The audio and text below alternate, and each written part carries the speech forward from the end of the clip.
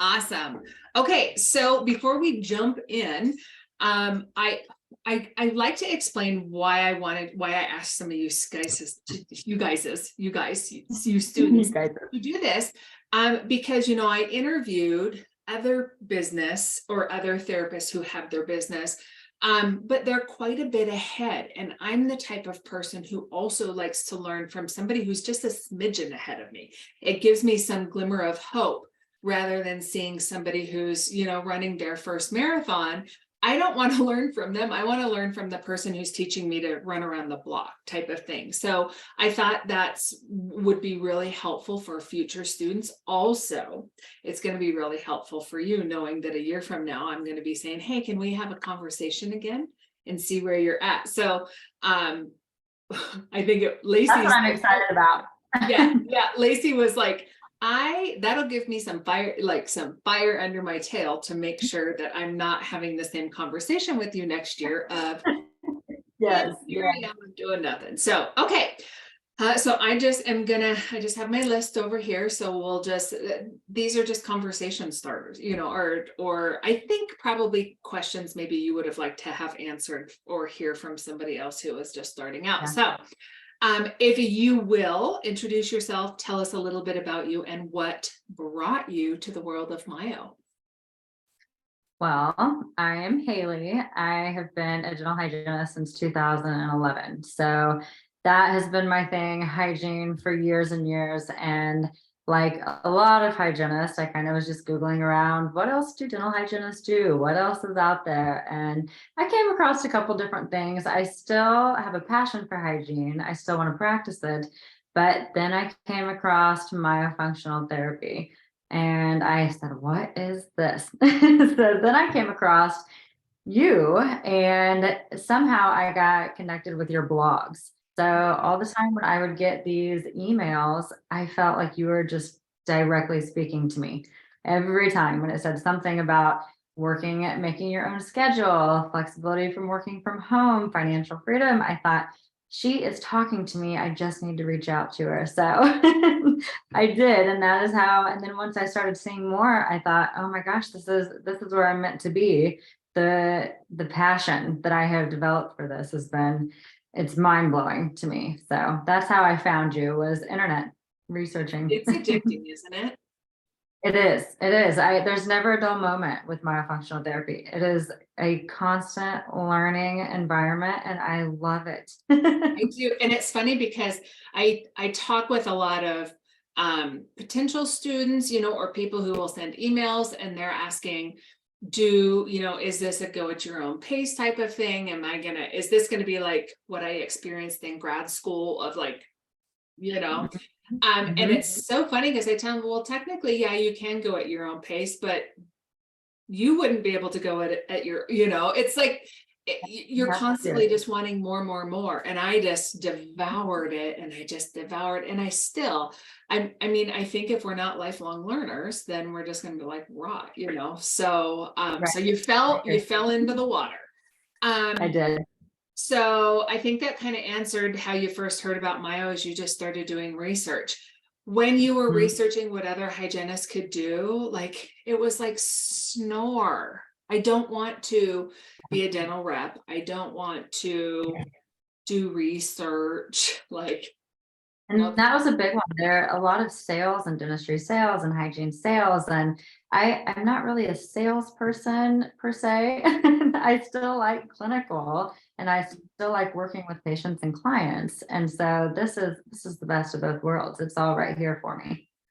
It really is. And when I did my pivot work and found that my strength was still, I loved hygiene. I didn't love hygiene, but I loved helping people. And I loved how, just helping them optimize their oral health. And sometimes it was just even more than that, just helping them, whatever it was. And so you can still do that in hygiene. I just wanted out of hygiene. I was unfulfilled. And so when people like you are saying, I still like it, but it just gives you more opportunities. It gives you more options on what you want to do. It does. And I feel like now I'm at a point where I'm able to work less clinically and more with this, but yet I still get a little bit of that hygiene still. Yeah. But this is where I want to be. Yeah. Oh, I love it. I'm addicted to it. Okay. Um, how did you know that it was for you? Like, what was the thing that just told you? I'm not kidding. When I say this, I think that it was your blogs that I was like, she is right. This is where, and in one of your blogs, you had made a comment about working under someone else. And I think that especially right now in dentistry and dental hygiene, especially, I don't know about where you are in Colorado, but here we have a huge demand for hygienists right now. And a lot of hygienists are being burnt out.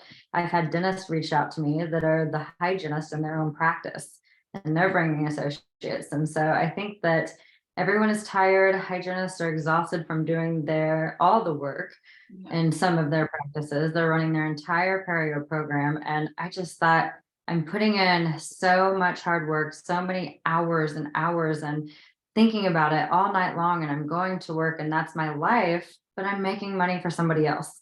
And why am I not making money for myself?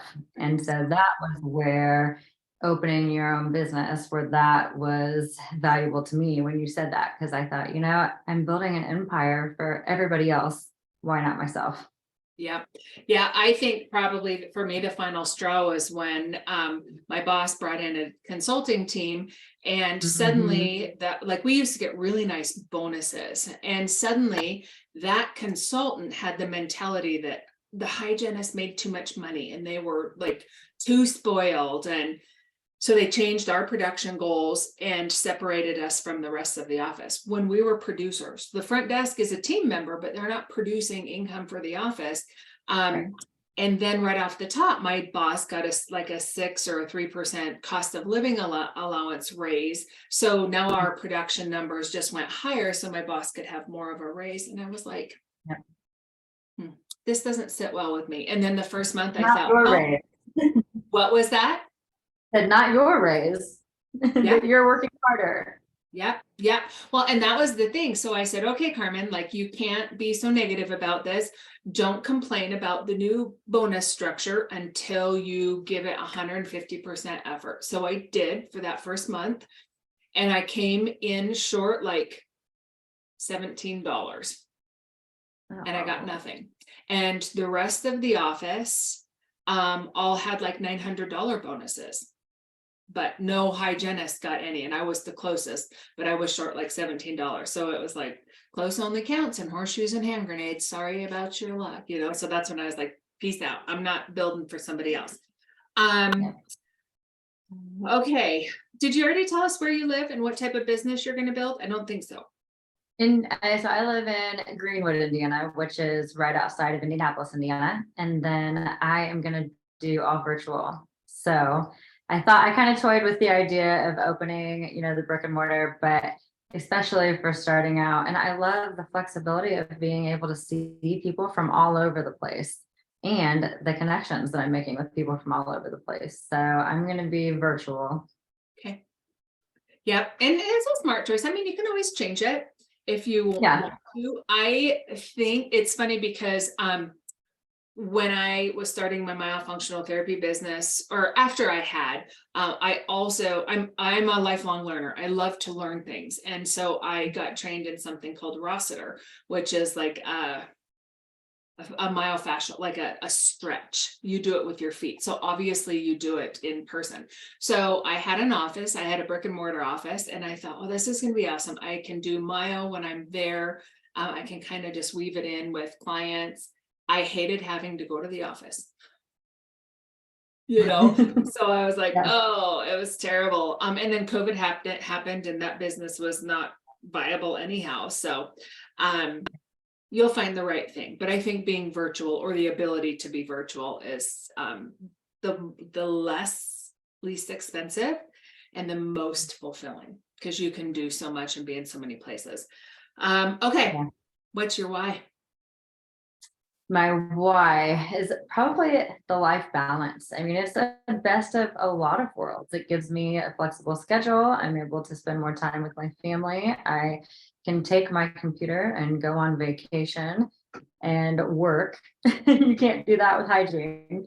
And gosh, you still get to help people, but instead of just throwing them in an appliance or just a quick prophy, I'm getting to the root of the problem. And for years, I've had so many patients that we do things one way, but really I'm not solving the root issue. And so, but yeah, to answer the question broadly, it's because it gives me the best of all worlds, a lot of worlds. Well, and you get to make a bigger impact. I mean, I always, Scott doesn't really get involved in my business a lot other than like, hey, we have money to buy this or go on this trip, like he doesn't get involved a lot, but I will tell him stories sometimes of like, this is why I do this, because when you just have such a significant impact on somebody's life. I love it. Okay, so that I teach a lot about making decisions, and you have to be a decision maker. So what decisions have you made so far? So an online business. So I know that. What other decisions have you had to make? I think the first biggest decision that I made was drop a day at work and devote one day at least a week to Myo. And so that was a big decision for me. It was a little bit of a scary one, but it was the right one. And so that's how I really got going with this. And then yes, I decided I'm going to open my own business. And then I decided to do the whole website thing and everything. So I feel like everything that we're doing in this program is a decision. Everything that we're doing, I have to make the decision, and I've made the decision for each one of them to go forward. So that's a good thing. Awesome. You have to, and it's not the end of the world. You can evaluate, but we're just gathering data. And that's the whole thing, is a lot of people are paralyzed by decision, but we're just gathering data, moving on, evaluating it, I was going to ask something and now I forgot, but we'll move on to the next one. What kind of brave conversations are you having? Tongue ties is a big one, but now that I'm a little bit more discussing tongue ties, I have found that an even braver conversation is talking about, hey, I'm opening my own business. Because once I start telling them what I'm seeing and what it is causing for them in their lives, then I feel like a little salesy, because now I'm like, by the way, I have a business. But people are handling it very well, and then they're 10 times more interested once I tell them about the business part of it. So that has been a little bit harder to bring up the business aspect, but I feel like they're all brave conversations now, seeing that I started with knowing nothing about this. Yeah. Well, and the more that you have them, the more polished that you get. I mean, when people ask me how you got so good at, I said, I practiced, and I had the conversation a lot, whether, somebody wanted to hear it or not. And that's why I was so concerned about leaving hygiene. Like, how do I grow my business outside of hygiene? Because I don't have all of those people. And truth be told, I've had very few clients out of hygiene. It's just, I had to get a different avenue to practice, which was all my free assessments, which is all my exams. And those are the people who pay, because they're the ones who know that they have a concern. But hygiene chair is great for practicing. What boundaries are you setting? Keeping that one day of work that I have That's dropped. what I was going to ask. Yes. Okay. Yes, that, well, especially not just from, I can get laundry done. I can clean my house. I have a million things I have to do, or somebody wants to go to lunch. That's a great day. I should get my hair done that day. But also from work standpoint, having so many people reaching out, hey, can you please come sub just for a couple hours that day? And the reality of it is even if I work a few hours, the rest of the day, then I don't have the motivation to come and sit down and actually study and have my attention where it should be. So that's a big boundary. That's a huge boundary. And you will find times where you're like, yeah, I am the boss, and absolutely I would like to go have lunch. And I have had to, year after year, clean up my schedule. Like, just because I see Tuesday afternoons are great and they're open, like, no, I don't need to get my hair done there. So I have had struggles myself of life happens on the weekend.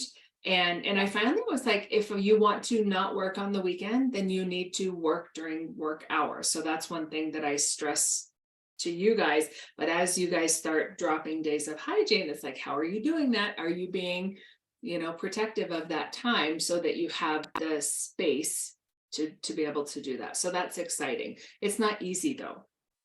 It's not. And you warned us about that. You told us right from the start about that. And I think once I start seeing clients, it'll be a little easier for me to incorporate something here and there. But right now, while still being in the midst of this program, there's a million other things that I could be doing with my time other than going out to have fun for lunch. I have a homework and case studies and things that I should be doing. So I'm trying to devote those hours, even if I don't have a client right now, to myofunctional therapy. Learning, yeah, to building your craft. Yes. I also have talked about before, and I think we do some of it, but in my focus time, I do Pomodoros. Have you ever heard of a Pomodoro? No. So a Pomodoro, and I use the Focus Keeper app, but it's 25 minutes of focus time, 5 minutes of break. 25 minutes of focus time, 5 minutes of break. And so you will be amazed when you're talking about, well, I could do laundry or I could do the dishes. There is that glory of being at home, but you will get to the point, you will be so amazed what you can get done in that 5 minutes, because that's my break. Sometimes I read for 5 minutes. Sometimes I unload dishes, or I'll start the dinner, or I just know, okay, I got I'll walk away from the dishwasher because I know in 25 minutes I'm going to be back. That has been super duper helpful because I feel like I get to do some of both. Scott will say, oh, wow, you got to the dishes. Yep. And that's, that's the freedom. What was that? I said, that's the freedom that you get when you are working from home, to be able to do that. Yeah. But I always tell him, like, hey, babe, I don't sit around and eat bonbons all day. I'm working. This morning he asked me to clean the front window from the dog noses. I said, well, I'm booked all day. But yeah, I'll get to it, So I like the Pomodoro because they say that your brain can only be focused for so long. And I used to be able to just sit for hours and work. So now I get up, I have that 5 minutes, and you will just get really addicted to how much you can get done in those minutes. Just like if I have a client at 10 and they're ringing through on Skype at 9:58, I don't answer it. They wait until their minute, because in those 2 minutes, I can unload the dishwasher. So I'm like, I don't come into my office until I hear them ringing, or until it's on the minute of their appointment. Okay. So what has been a challenge so far? Well, at first it was technology and time. Technology was that's where I started out having issues right away. But I feel like I've definitely overcome that with all the tech videos that you've posted. I should have just started there. I should have watched all those first, because that was an extreme amount of help with that.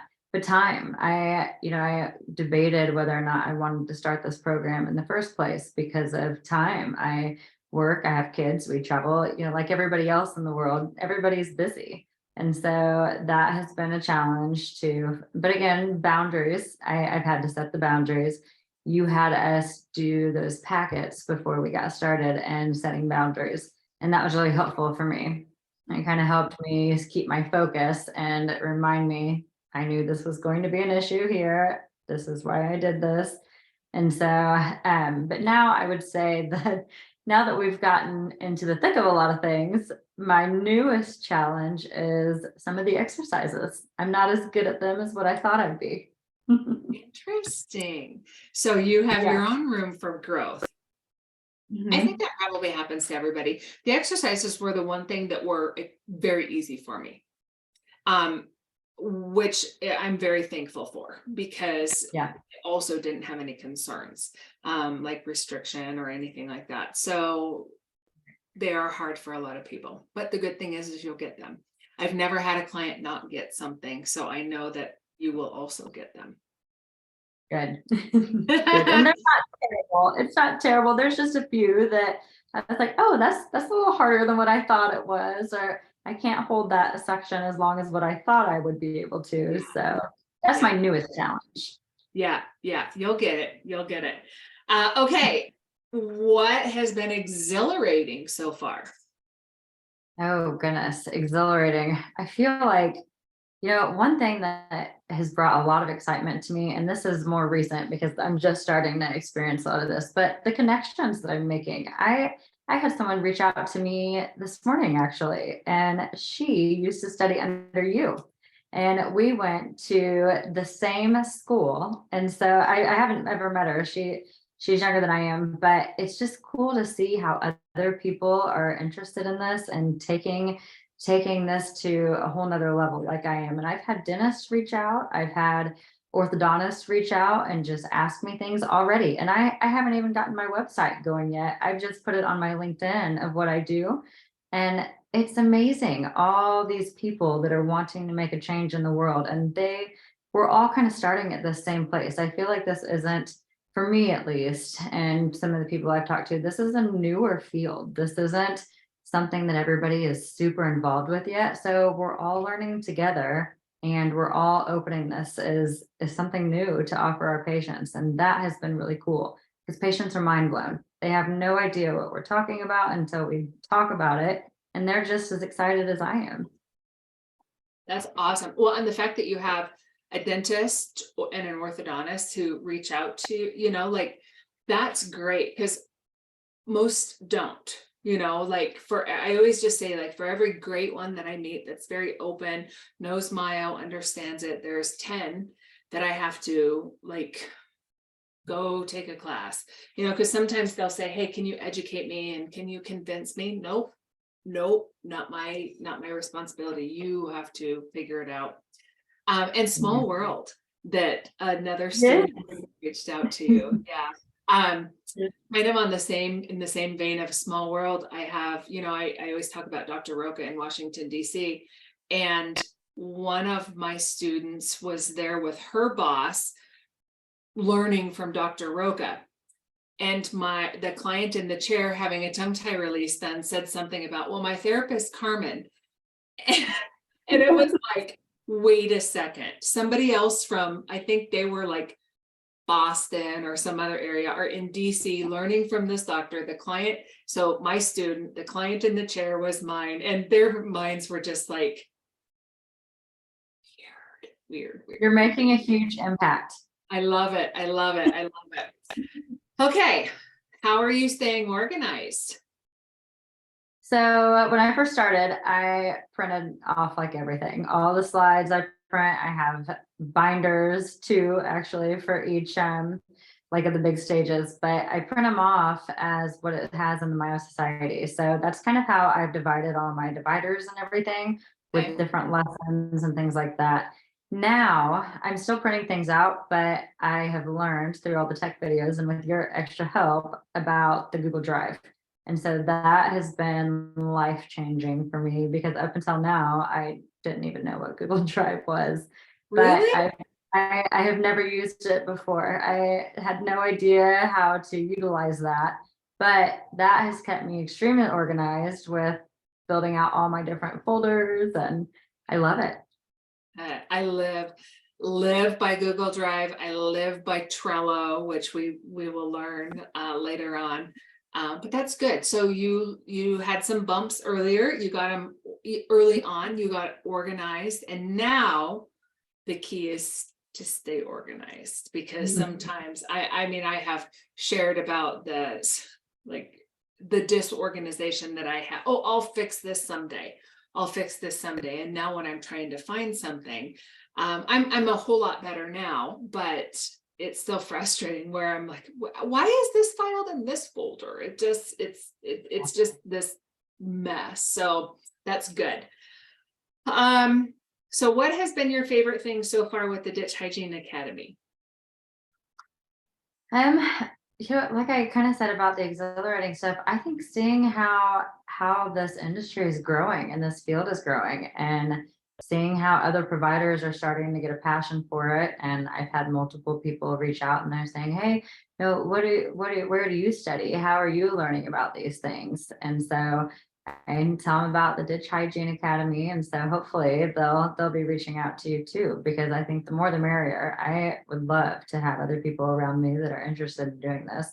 And so and the way the program is set up, a lot of programs, they don't do the business side of it. And I like how this program, it teaches both together. So not only am I learning the foundations of the therapy, but I'm also learning the business side of it, which I swore I would never be a business owner. That's why I never went to dental school, because I didn't want the ins and outs of owning a business. But you have found a way to make this very doable.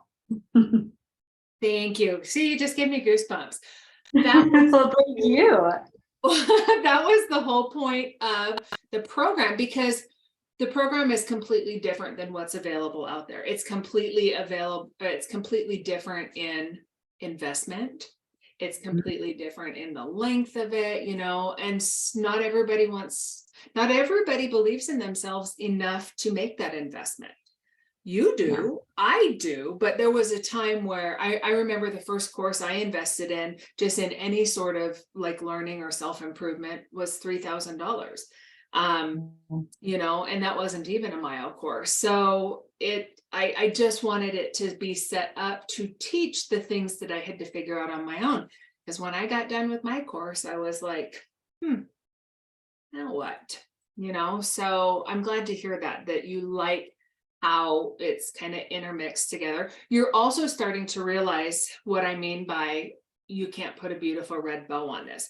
You can't teach it in a certain way that doesn't bring up a lot of questions, because it's like you're just building this recipe. And I tell students a lot, like, it's coming, it's coming, it's coming. Or when I say, hey, write down your questions because we're going to get there. But there's just no way to just take it all in without having some confusion. So I'm glad to hear you say that. Well, so what would you take?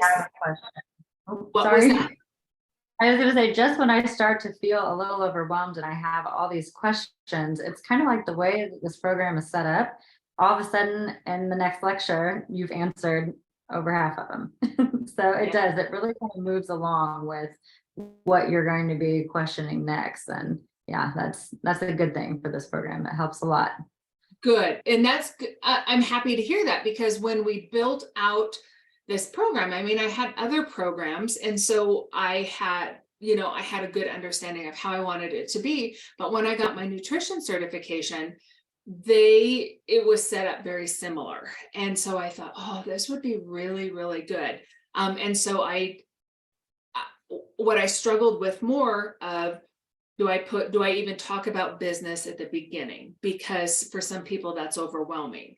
But if somebody's not ready to think about business, they can just kind of file that back here for a little bit later. But somebody like you or like me, I mean, I was getting paid already right when I was done, so some people who are like, I would have never been happy if somebody taught me all of the things about Myo and then never talked about the business part of it. But also, that's not the course that I took, really. It was more just about Myo from somebody who had a Myo business, but mine is specifically meant to help you with that. So I'm glad that the way it's laid out, because sometimes I wonder, like, should I have taught this here and this here?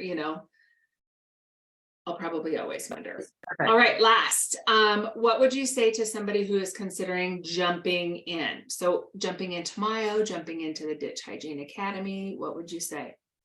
I tell them to do it. I tell them that phrase that people say, do it scared, go ugly. That is what it is. And like you said, there's no big red bow to do this. And there's no good time for most of us to make an investment. I think that was kind of another thing that I was a little reserved was, is this the time to spend that much money on something for me right now? But there's never a good time. And if you don't just do it, you're not going to have it. And so that has just do it is my advice. If you want a change, if you want to be a part of something bigger, then this is the program to do. If you want to make it bigger, this is it.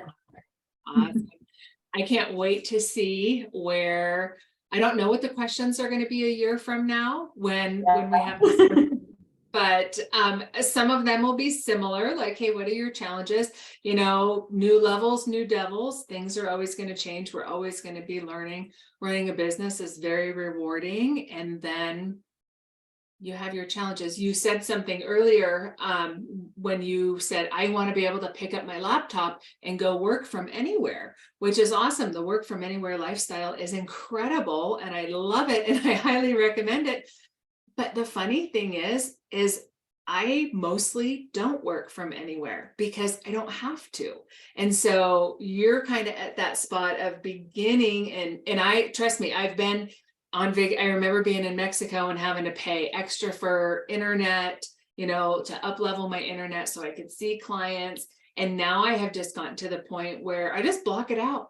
I don't have to work on vacation for, I mean, see clients. I generally do, you know, do some sort of work, but that's the one thing to be looking forward to when you don't really even have to work from anywhere because you don't have to. So